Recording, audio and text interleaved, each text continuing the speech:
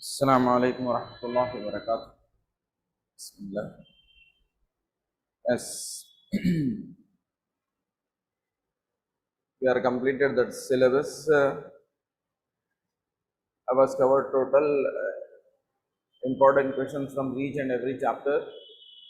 So once again, I am revising all that which I was explaining in the previous classes.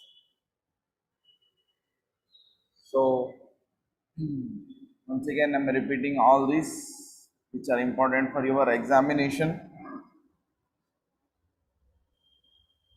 In the 11th question, there are two questions are there which are important. First one is the Bragg's equation. And the second question from this is, what are semiconductors?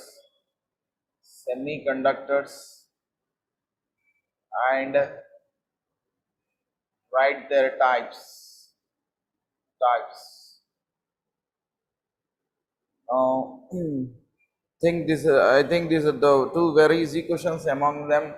In दोनों में से we will get the one question definitely, or going to come this one question from this. तो ये दो question से question annual exam में रहता है, ये दो पक्के याद कर लीजिए आप, चाहे तो फिर भी एक बार रिवाइज करो बोले तो करता हूँ मैं। ये ब्रैग्स इक्वेशन तो बहुत बार प्रैक्टिस करें, तो ये सेमीकंडक्टर्स के बारे में एक बार शॉर्ट में रिवाइज कर रहा हूँ मैं। Semiconductors, the substances which are having poor conductivity, in which the gap between the valency band and conductive band is in between the insulators and conductors. क्या मतलब है इसका? इंसुलेटर्स में गैप जो है थोड़ा ज्यादा है, सेमीकंडक्टर्स में गैप थोड़ा कम है, और कंडक्टर्स में ये वैलेंसी बैंड और कंडक्टिव बैंड दोनों के बीच में गैप बिल्कुल कम रहता। तो these are the conductors, these are the semiconductors, these are the insulators. यहाँ पे इलेक्ट्रिसिटी पास नहीं होती, यहाँ से इलेक्ट्रिसिटी अच्छा पास होती। जो सब्सटेंस में ये गैप अगर थोड़ा दरमियानी है तो these are having poor conductivity, अपने से कम इलेक्ट्रिसिटी पास करने वालों को सेमीकंडक्टर्स बोल के बुलाते हैं। तो semiconductors are of how many types? Two types. First one is the intrinsic semiconductors.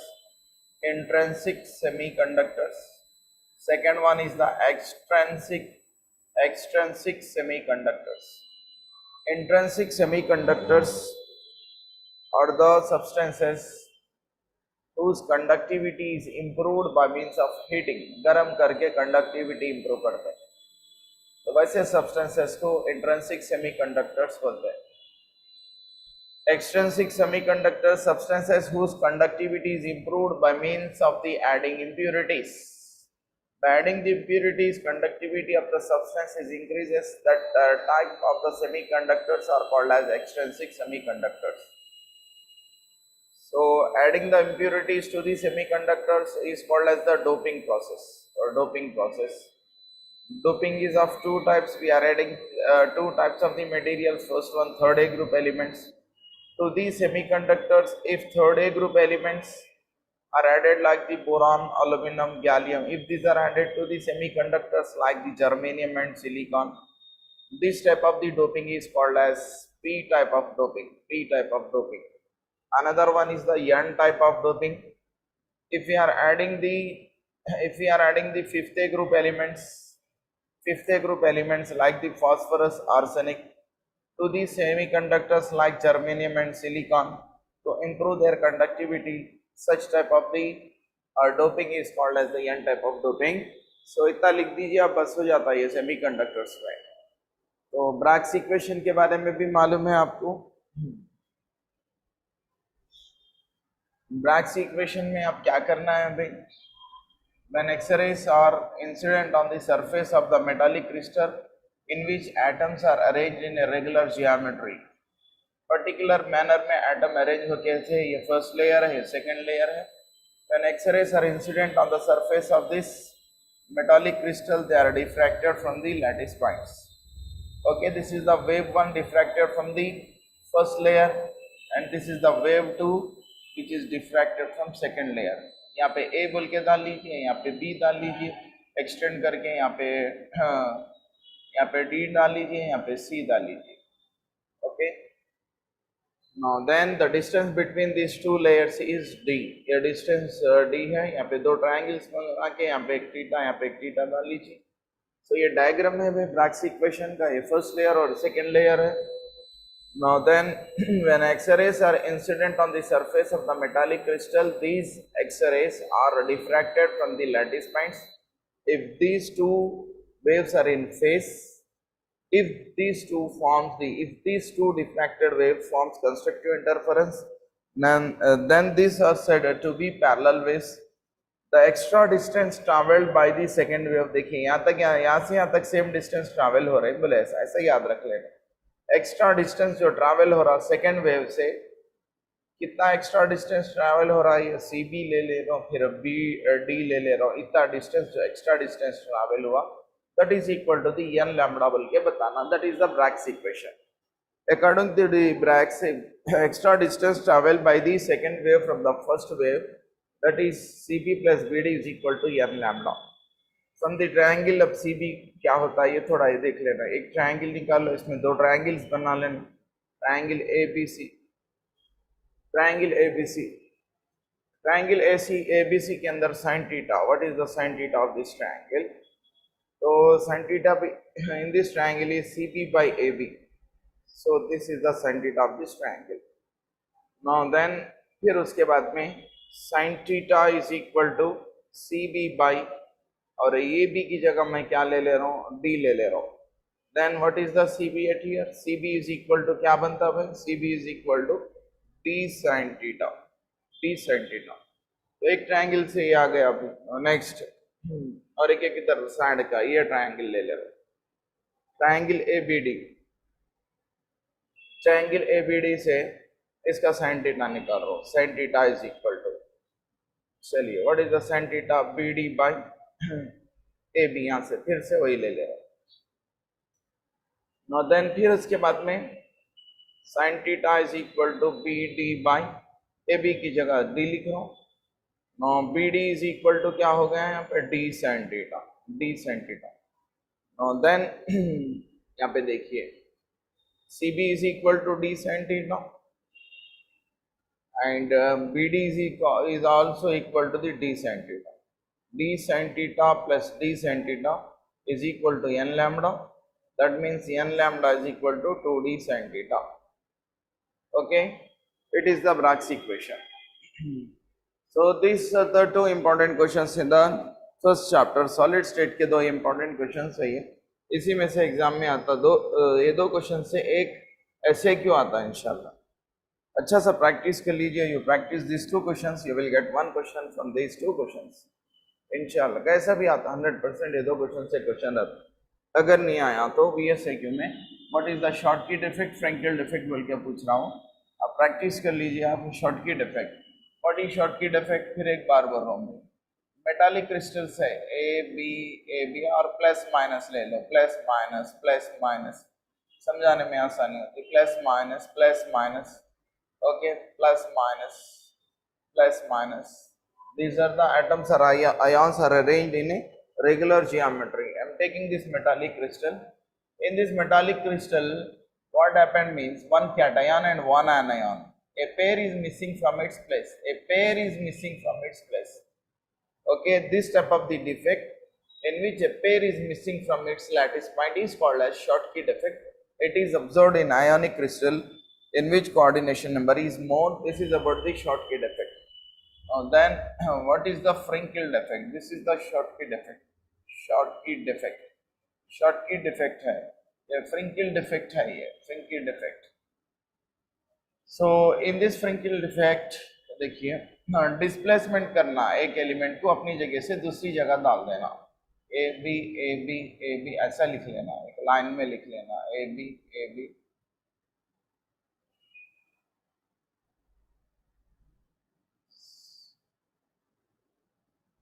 one element is missing from its place and occupies in the inner cavities. उसकी जगह छोड़ के बीच की जगह में जाके बैठ जा रहा हो, तो ऐसा शिफ्ट होने को, ऐसा डिस्प्लेस होने को क्या बोल के बुलाते हैं आप? फ्रिंकल्ड इफेक्ट बोलते हैं। सिंपल भाई, shifting or displacement of the one element or one atom is missing from its place and occupies in the inner cavities of the metallic crystal. This is called as the Frenkel effect. इसको Frenkel effect बोल के बुलाते हैं। So it is observed in the covalent crystal in which coordination number is less. Example ZNS है, AgCl है, examples ले सकते हैं आप। So this is about the Frenkel effect and Schottky effect. ये important question है ये chapter में। फिर एफ सेंटर है, मेटालिक क्रिस्टल के अंदर एक एनायनिक साइट माइनस वाला साइट है, पेयर ऑफ इलेक्ट्रॉन आके इसके अंदर ऑक्यूपाई हो जाता, due to that crystal gets colours, that is called as, क्या बोल के बुला रहे हैं बोले तो एफ सेंटर बोल के बुला रहे हैं। So these are the important questions in the first chapter, solid state के इम्पोर्टेंट क्वेश्चन है ये। तो ये तीन पढ़ लीजिए आप लोग, कौन से भाई वो फर्स्ट वन सेमीकंडक्टर्स टाइप्स और ब्रैग्स इक्वेशन, फ्रेंकेल और शॉर्टकी इफेक्ट, ये पढ़ लीजिए आप। इसमें से क्वेश्चन कैसा भी रहता, या तो 2 VSAQs आते नहीं तो 1 VSAQ आता, इसका वेटेज 4 मार्क्स का है। This is about the first chapter solid state, और शॉर्ट में सॉल्यूशन का रिवीजन कर रहा हूँ मैं। सेकेंड चैप्टर है, that is the 12th question. 12th question कहाँ से आएगा, ये सॉल्यूशन से, चैप्टर सॉल्यूशन सेकेंड चैप्टर से आएगा, सॉल्यूशन से। तो in this chapter which are the important things, बेटा कौन से इम्पोर्टेंट चीज़ें हैं इसके अंदर, कौन से क्वेश्चन एग्जाम में आ सकते हैं। First one is the molarity, define molarity and its problem है। उसके बाद में मोलालिटी एंड मोल फ्रैक्शन इसके रिलेटेड के प्रॉब्लम्स है। फिर now next one Raoult's law, positive negative deviation और देन थोड़ा शॉर्ट में रिवाइज कर रहा हूँ मैं। So molarity, molality, mole fraction, these are the things which are used to express the concentration of the solution. What is the meaning of the concentration of the solution? See that in the solvent I am dissolving some amount of the solute add कर ले रहा हूँ, तो how much solute is present in this, that is known as the concentration of the solution. कितना solute, the amount of the solute present in this solution is known as, is nothing but the concentration of the solution. To give the concentration of the solution, these are the things which are used. First one is the molarity. 2 marks में भी आ सकता भाई। What is the molarity? बल्कि definition पूछता, molarity is nothing but the number of moles of solute, the number of moles of solute present in the 1 liter of solution। 1 liter solution में moles के solutes कितने हैं, okay, solute के number of moles कितने हैं, that is called as the molarity. The number of moles of solute present in the 1 liter of solution is called as molarity. It is written with the capital M, that is the N by V in liters, okay। N की जगह आप क्या करेंगे भाई, weight by gram molecular weight ले लेंगे, into 1 by V in litres आएगा formula. Then molarity in millilitres करना है, तो weight by gram molecular weight into 1000 by volume in millilitres. So this is the formula is used to calculate the molarity calculate करने के आस्ते। इसके related के 2 या 3 प्रॉब्लम्स मैं कराया था, उसको एक बार रिवाइज कर लो, देखना है, उसके बाद सब्स्टिट्यूट करना है, okay. So this is about the molarity. और नेक्स्ट मोलालिटी किसको बोलते हैं, डेफिनेशन सेम वैसे रिपीट करना है। मोलालिटी में सोडियम हाइड्रोक्साइड का प्रॉब्लम कराया था, वो जरा देख लीजिए आप। Molality means the number of moles of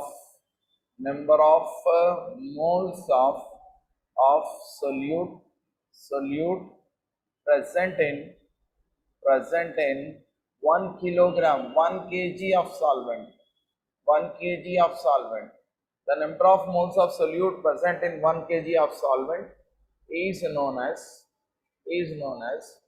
molality. Okay, क्या डिफरेंस है मोलारिटी मोलालिटी में?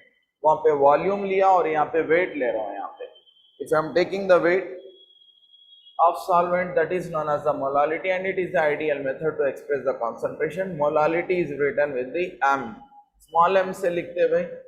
so number of moles by weight in kilograms, कोई फॉर्मूला है तो लास्ट फॉर्मूला मैं लिख रहा हूँ मैं, weight by gram, molecular weight of the solute into 1000 by a in grams, grams में कैलकुलेट करने का रहता है, ऐसा यूज कर लेना, ये फॉर्मूला यूज कर लेना।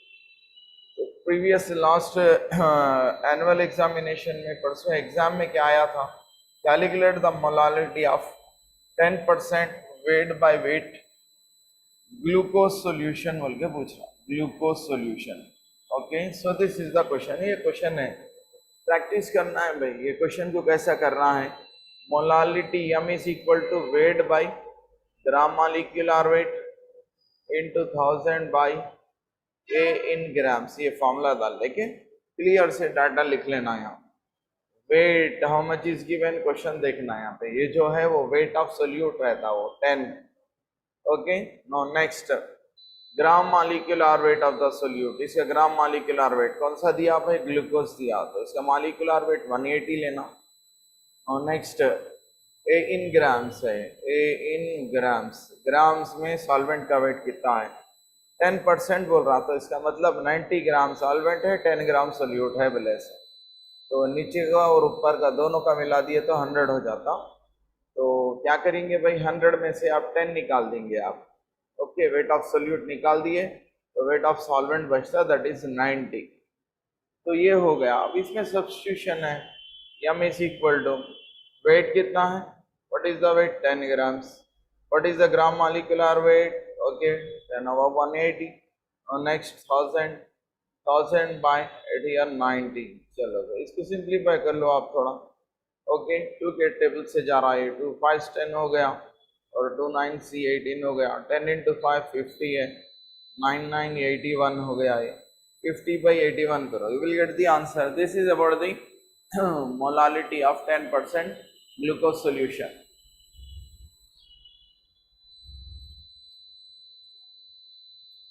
After that, mole fraction, mole fraction. Okay, what is the mole fraction? It is the ratio of number of moles of one component to the number of moles of all components present in the solution. Okay, what is the mole fraction? It is the ratio between number of moles of one component to the number of moles of all components present in the solution, is called as mole fraction. Moles का ratio है, जिसका mole fraction मालूम करना चाह रहे हैं उसके मोल numbers को ऊपर डाल लेना, टोटल कंपोनेंट के मोल्स को नीचे डाल लेना, तो ये जो रेशियो आ रहा है उसको बोलते हैं मोल फ्रैक्शन बोलते हैं। फॉर एग्जांपल एक क्वेश्चन दिया, calculate the mole fraction of 98% H2SO4 solution, 98% H2SO4 solution का मोल फ्रैक्शन मालूम करो बोल रहा है। ये क्वेश्चन है, a sucrose in water is labeled as, sucrose in water is labeled as 20% W by W. What is the mole fraction? What is the mole fraction of each component बोल के पूछ रहा है भी। तो ये दो क्वेश्चन है मोल फ्रैक्शन के रिलेटेड के, ये दो रिवाइज कर लीजिए आप।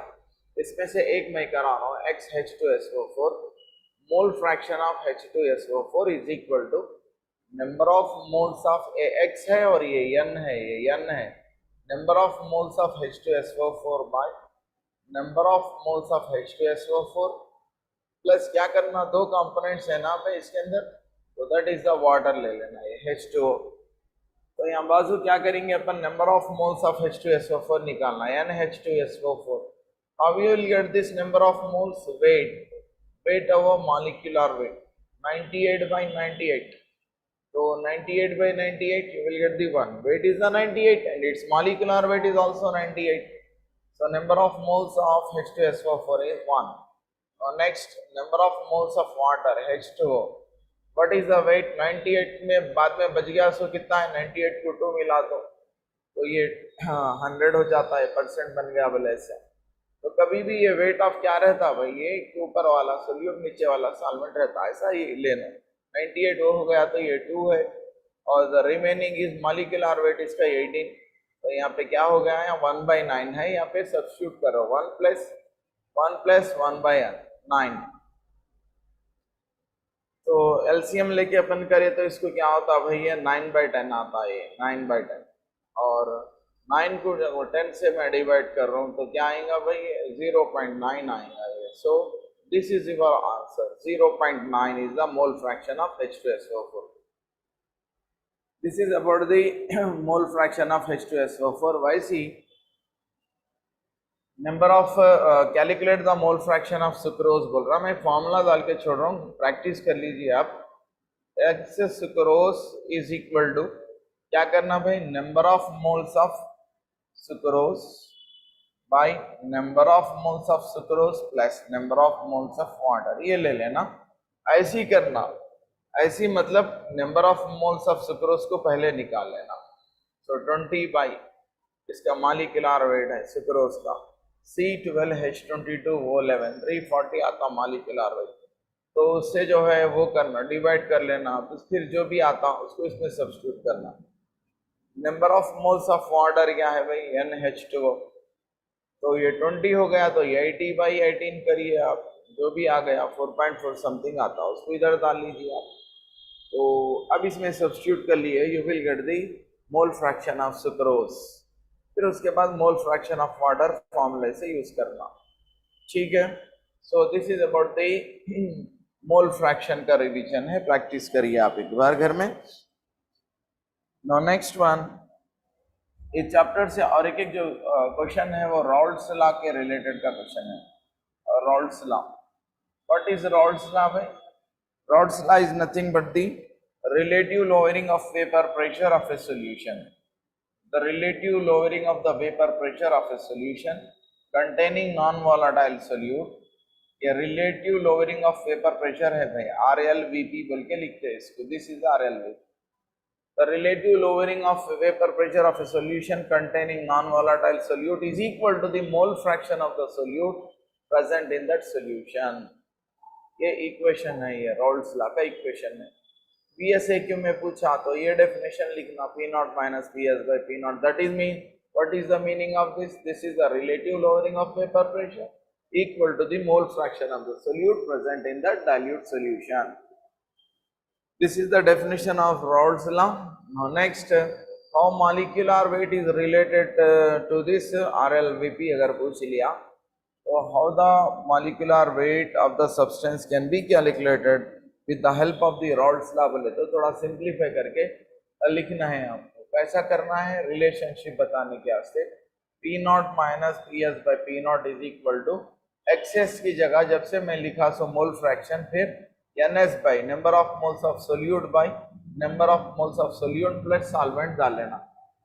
तो it is applicable for the dilute solution, therefore NS is very less when compared with the N0, therefore you can neglect this NS value from this denominator. So P0 minus PS by P0 is equal to NS by N0 आता हूँ, और then P0 minus PS by P0 is equal to NS की जगह wait by molecular weight ले ले रहा हूँ, A by M ले ले रहा हूँ, this is the related to the solute, and B by N0 की जगह weight of solvent by molecular weight of the solvent, ऐसा ले ले रहा हूँ। तो इक्वेशन को थोड़ा सिंप्लीफाई करा मैं, तो P0 minus PS by P0 is equal to क्या था, A by M. So this is the weight of solute, this is the molecular weight of solute into W by B, W by V, molecular weight of the solvent and weight of solvent, weight of solvent, and this is the molecular weight of solvent।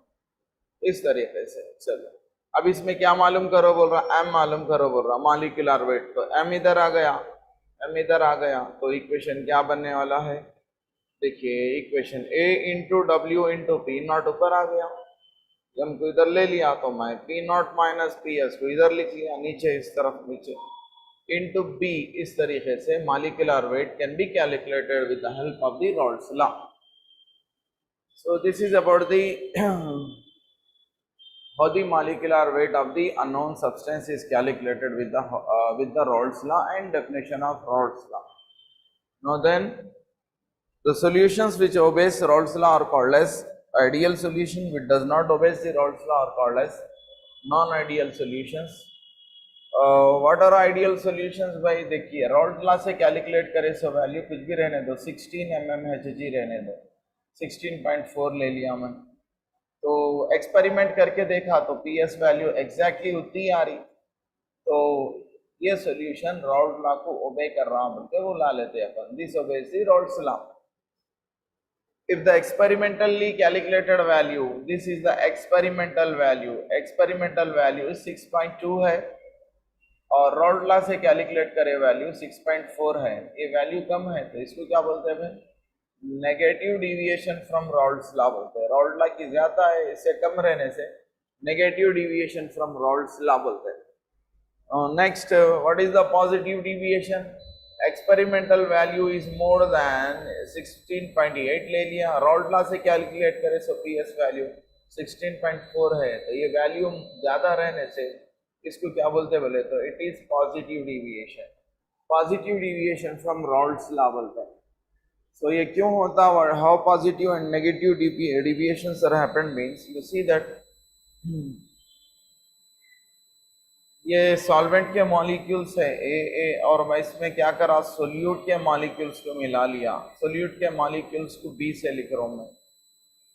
When solute molecules are placed in this solvent, when solute is dissolved in the solvent, there are interactions between the AB are developed, थोड़े AB interactions आ जाते. If the interactions between AB are more, अगर AB के बीच में interactions ज़्यादा है तो क्या होता, evaporation process decrease होता, vapor pressure कम होती. If the interaction between AB are more, if the interactions between these two are more, between the solvent and solute, particles are more, than this case vapor pressure decreases. तो क्या बोलते हैं भाई, negative deviation बोल के बुलाते हैं. If solute is added to this solvent, वही सोल्यूट को मैं क्या करा भाई, ओके, और एक एक ले लिया मैं, सोल्यूट को सॉल्वेंट को ऐड कर लिया मैं, बी है, ओके, इसको मैं इससे ऐड करा तो इंटरैक्शन से ए बी में जो इंटरैक्शन है वो वीक है समझिए, तो क्या होता भाई, एवापोरेशन इंक्रीज हो जाता और वेपर प्रेशर वैल्यू इंक्रीज होती. Vapour pressure value if increases, that is called as a positive deviation बोल के बुलाते हैं. और यहाँ पे जो ग्राफ उतार रहा हूँ मैं नेगेटिव में, देखिए आप ग्राफ ऐसा उतारना with the X A is equal to 1, X B is equal to 0.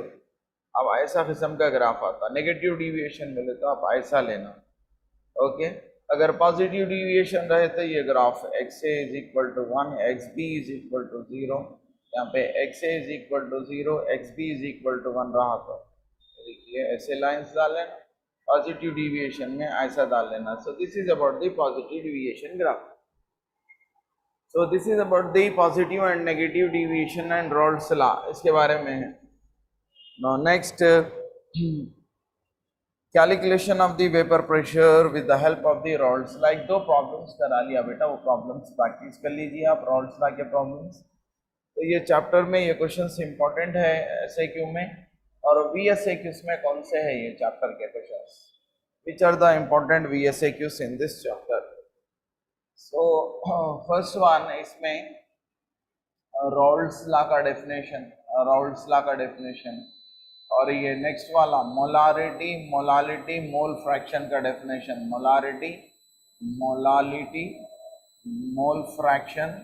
Mole fraction definitions. और next isotonic solutions, it is the important one among all this. Next one Henry's law. Next one, what is the osmotic pressure क्या है, ये definition से एक आता. तो इसमें यहाँ तक समझा दिया मैं आपको, ये सब आ गया. Isotonic solutions whose osmotic pressure is same are called as isotonic solutions. जिसका osmotic pressure same रहता हो तो वैसे solutions को, iso means same, tonic means what, osmotic pressure. Solutions with same osmotic pressure are called as isotonic solutions. Example for the isotonic solution, blood and saline is the example for the isotonic solution. These are the examples. Okay, now next, Henry's law.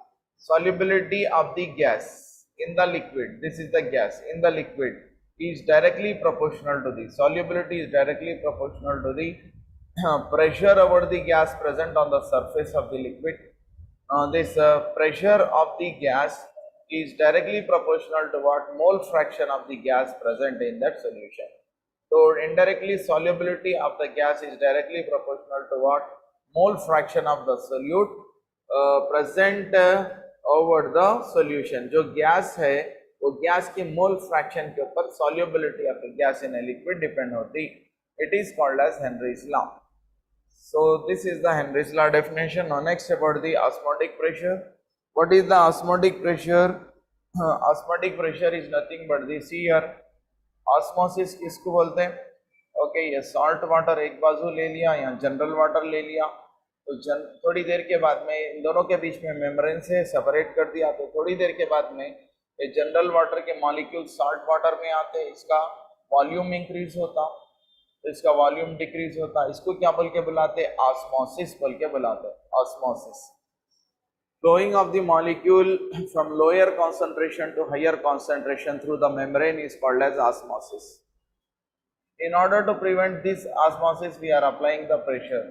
Pressure यहाँ पे piston से pressure apply कर लिया मैं, तो ये molecule इधर आना बंद हो जाता. तो in order to prevent this osmosis, how much pressure is applied? The pressure is required to prevent the osmosis is called as osmotic pressure. चलिए, ये थोड़े इम्पोर्टेंट VSAQ से ये चैप्टर से. नेक्स्ट थर्ड चैप्टर के इम्पोर्टेंट क्वेश्चंस कौन से? Third question में इम्पोर्टेंट क्वेश्चन कौन सा है? ऑर्डर, मॉलिक्यूलरिटी, यही ज्यादा पूछ रहा. मॉलिक्यूलरिटी ये क्वेश्चन है. Right the postulates in the collision theory. Collision theory, order and molecularity and collision theory के पोस्टुलेट्स है भाई. ये क्वेश्चंस बार बार रिपीट हो रहे हैं. Effect of temperature on the equation बोल के है, इफेक्ट ऑफ कैटलिस्ट बोल के है, वो भी और एक क्वेश्चन है, मैं समझा तो मैं. ऑर्डर एंड मॉलिक्यूलरिटी, तो what is the order of the reaction and what is the molecularity of the reaction, इसके डेफिनेशन से लास्ट क्लास में मैं पढ़ाया था डिटेल से, फिर भी थोड़ा रिवाइज कर ले रहा हूँ, शॉर्ट में रिवाइज कर दे रहा हूँ आज की क्लास में. पूरे क्वेश्चंस का एक बार रिवीजन हो रहा, यूजफुल रहता थोड़ा. देखिए, what is the order of the reaction? Order is nothing but the order of the reaction, that is written with the N. और what is the definition for the order? It is the sum of the powers. It is the sum of the powers of the concentration, powers of the concentration of what? Of reactants in a rate law equation. In rate law equation is called as order of the reaction. For example, a plus b gives the product है भाई. Experiment करके देखा तो a power क्या आया था? 1 आया था. और एक्सपेरिमेंट करके देखा तो b पावर क्या आया? 1 आया. व्हाट इज द ऑर्डर बोले तो सम ऑफ द पावर्स मिला ले रहा हूँ. 1 + 1 = 2. It is the order of the reaction है.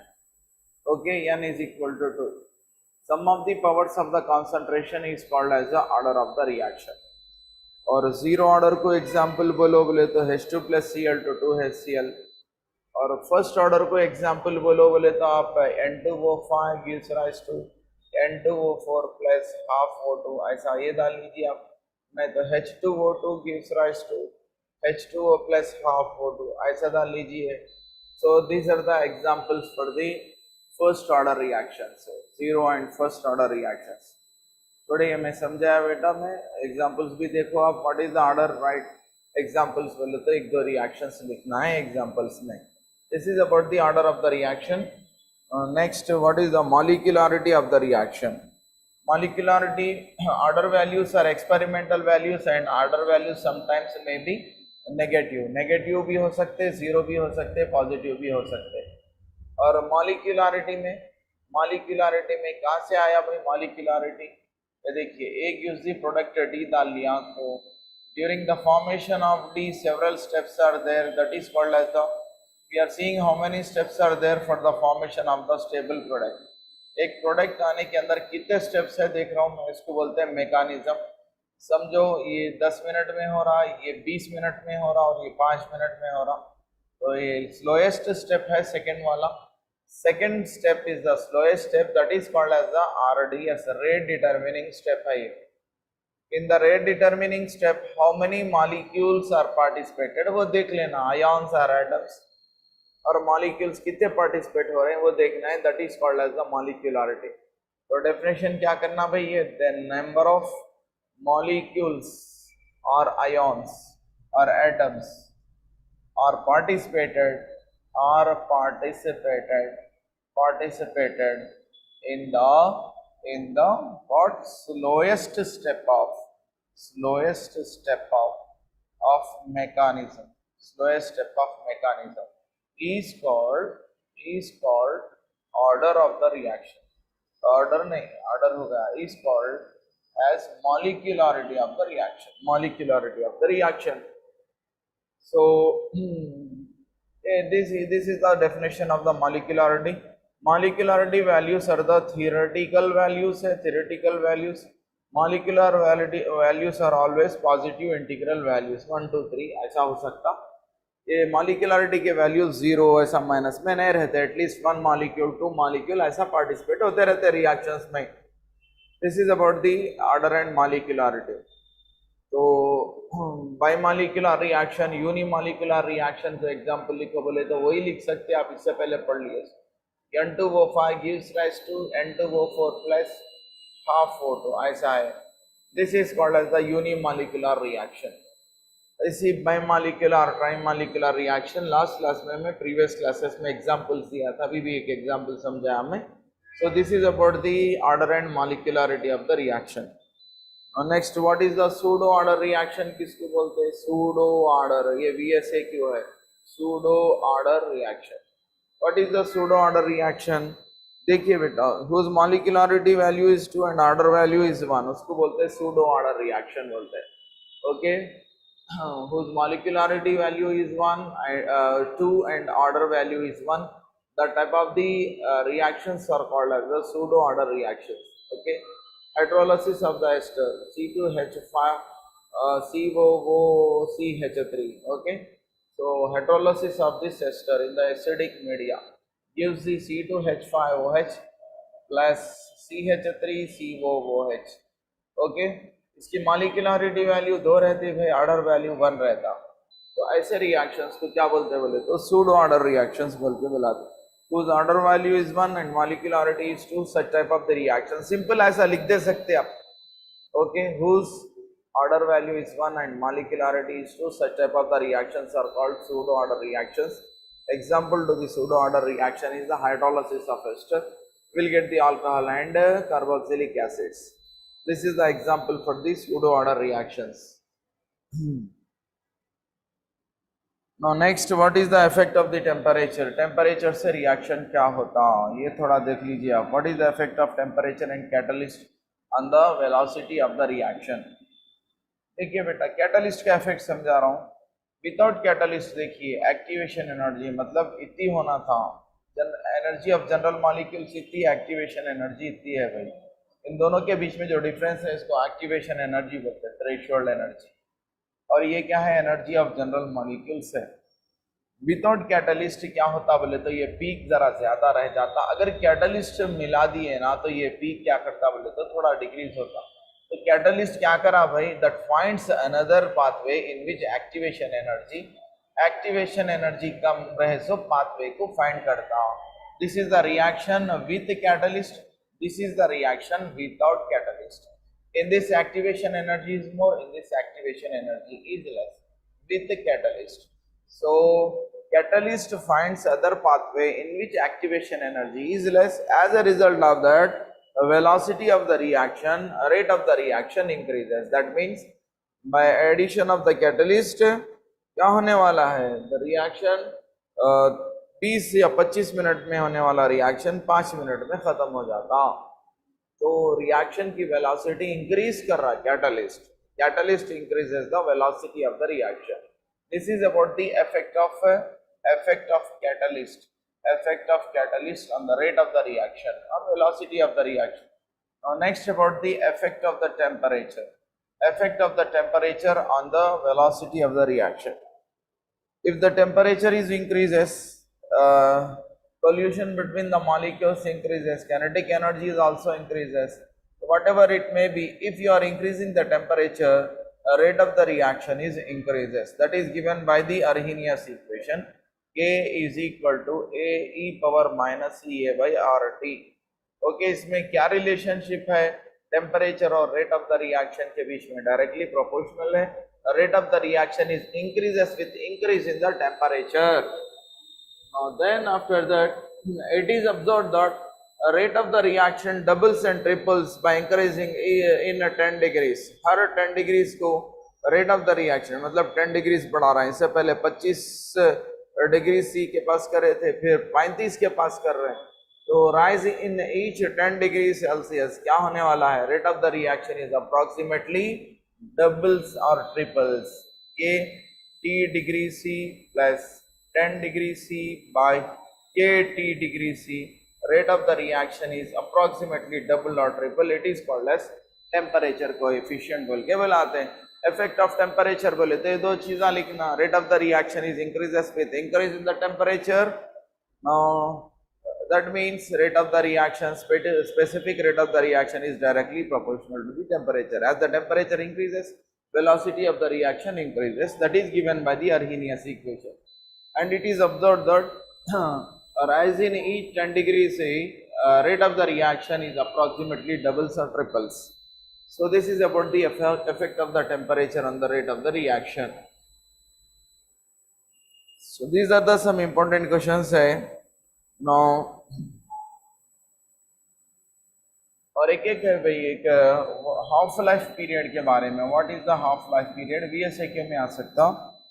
तो time required for the completion of the 50% of the reaction, half of the reaction, 50% of the reaction complete होने के लिए कितना टाइम लगता है, that is called as the half life period. देखिए K1 is equal to 0.693 by यहाँ पे T half आता है. ये इक्वेशन है, ये K1 का इक्वेशन.